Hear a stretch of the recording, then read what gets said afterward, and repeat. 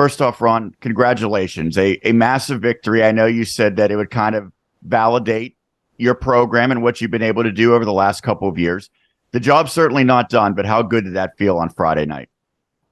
It felt good. I think we played a pretty clean game, both offensively and defensively, special teams too. It was a dominant performance defensively, especially in that first half. I think they had one rushing yard in the first half and 2 first downs. But the offense complemented too. We scored every time we had the ball in the first half, 1 field goal. And I think we maximized our possessions, and it was a lot of fun. Kids were well prepared. They played hard, and we were happy to come out with a win. I know that John Wetzel has had a really good season on both sides of the football, but it seemed like maybe he had his finest performance, at least offensively. Didn't have to throw it a ton. Certainly, he was able to do a little bit through the air, but mostly on the ground, rushing for well over 200 yards. Was that part of the plan coming in, and how did he ultimately step up and deliver? Well, it was. I think, he hit a huge pass on the first series. I think it was 3rd and 8, and hit with Jaton. Hit one to Jaton about. We got a cameo appearance here, huh? Yeah, Fez is here. He hit one to Jaton on that first series, put us down around the 10-yard line. We were able to score, but that was a huge 3rd down throw and catch. Jaton went up over a kid and made a great play. Otherwise, we're punting there, and who knows what happens, but that was a huge throw. And then a lot of John's runs, we thought going in, John would run the ball a ton, Alex would run the ball, Brady would get carries too, but, it just kind of ended up being John. A lot of them were on scrambles, some designed runs, but he was really fantastic Friday, and he's been that way all year. Like you said, offensively and defensively. Just a really, really great player. Now, your defense, as you mentioned, pitched a shutout until the 4th quarter against what's obviously a pretty competent West Allegheny squad. They did lose their quarterback, and I think some of that was with the physicality that your team played with. How much did that impact how the game played out, and what in particular stood out about your defense? Well, I think you mentioned it, the physicality.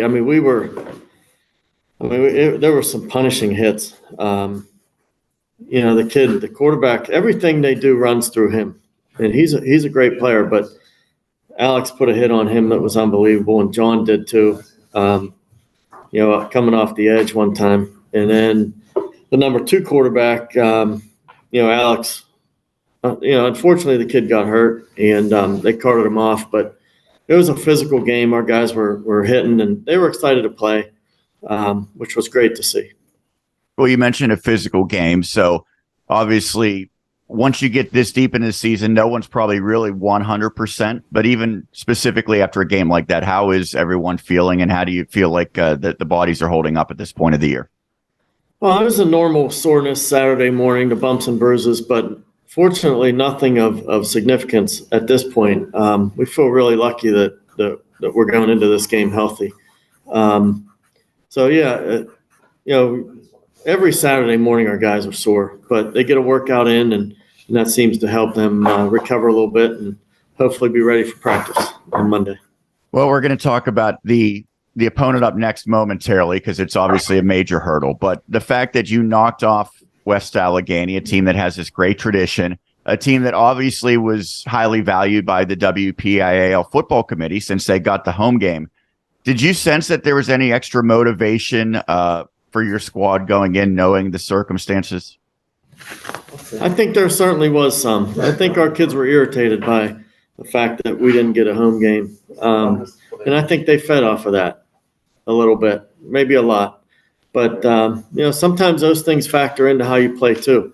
And, they kept their emotions in check, but certainly played with a ton of energy and played fast and were physical. So we were happy on both sides of the ball to do what we did against, like you said, a really good football team and a great program. We talked about Johnny Wetzel and Alex Tash and Jaton Williams. You mentioned Brady Prohovic as well, running the football. Was there anyone else that was kind of an unsung hero in that victory? Well, I think our defensive line and linebackers were played exceptionally well that week.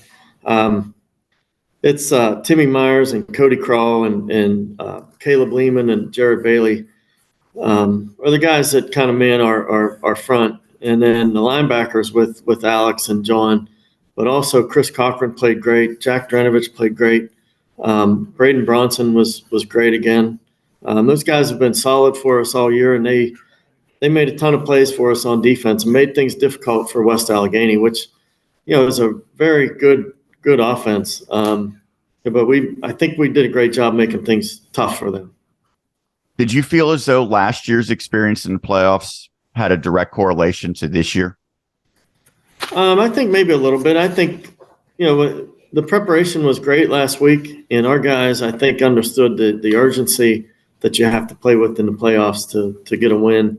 And I think we did that right out of the gate. Last year, we were a little bit slow when we were at Highlands coming out. Played a great second half. But this week, I think we came out of the gate and, our guys were ready to play. And that's how you have to do it in the playoffs. It's tough to get behind and come back against a good team like that. So we were fortunate to jump on top and then stay on top. You mentioned it was a physical game, but your team seems, by and large, none the worse for wear for it. But I would say that a team that has a bye probably is feeling a little bit better physically. That's the case with Aliquippa, the number 1 seed, did not play last week. How much of a difference do you think that makes? And do you think there's any advantage for your team having just played this prior week? Well, in high school, I'm not sure. I think it helps them to rest and heal a little bit, have that off week, and they certainly earned that. But by the same token, at this point, it's the week before the game. We're all preparing, and I'm not sure that unless they had guys banged up that they were able to get back and heal some bumps and bruises. We didn't mind playing last week, and we're looking forward to Friday. Well, before we get into some of the specifics and the standouts for Aliquippa, the name itself, obviously, everyone around Western Pennsylvania knows about Aliquippa football. They've been to Heinz Field or Acrisure Stadium every year for basically the stadium's existence, it feels like. How much of a focus is it to make sure that you don't lose already before the game starts just because it's against Aliquippa and their reputation? Well, that's half the battle. I think a lot of teams are beat before you even take the field against those guys. So we like our group. We like the fact that they weren't intimidated to go to West Allegheny, and I'm not sure that we'll be intimidated to go to Aliquippa. It's still going to be a tough game. I mean, they're obviously everything that you just mentioned. They're a great program and a great team this year. So we recognize that challenge, but I don't know that our guys will be intimidated. We're just going to go play. I'm sure they do a lot of things really, really well to get to this point, the undefeated record, the number 1 seed. What do they do best? What most stands out when you look at this year's version? Well, you got to look at the running back. He's pretty special. Committed to Penn State. He's elusive. He's quick. He's fast. He's powerful. He's everything you want in a back. And, if Penn State likes him, he's got to be pretty darn good. But they're good up front, too. They come off the ball. They're physical. They get in your way. They run their feet. And their quarterback is he can really sling it. And he's accurate back there, and he'll run a little bit with his feet, but he likes to stand back there and throw the ball, and he throws it to some guys that are pretty talented too. You talked about Tyke Hayes, the Penn State commit, closing in on 1,200 yards this season. He was the featured running back as a freshman when they won a WPIAL title a few years ago. But John Tracy in their backfield also has made some headlines. I believe he had a game where he scored 5 touchdowns 5 different ways. How much of a challenge is it when they have not just one guy that potentially could come out of the backfield, but 2? And do you see situations where they use both of them simultaneously? Well, there's been a few times they've used them both, but not a ton. It just seems like when they want to spell, the Hayes kid, they'll bring the other kid in. But they're both special, and certainly, our attention's going to be on the run game, stopping those 2 guys, which nobody has done. And I don't know that we're going to stop them. You just have to kind of make them drive the field on you, not give up the big play is the hope. Easier said than done for sure, but that's what we're going to try to do. How about the other side of the football? What do they do well on defense, and what do you need to do on offense to continue, I guess, the pace that you set this past week? Well, they create a ton of turnovers over there, and a ton of scores off of those turnovers too. And there's been games, they're 3, 4, 5 minutes into the game, and they've already scored 2 defensive touchdowns, and their offense hadn't even touched the ball yet. So those guys thrive off of turnovers, forcing fumbles and scooping and scoring. So we're going to have to take care of the football and try to eat up the clock a little bit, keep the ball away from their offense. For to have any success, I think that's how you have to do it.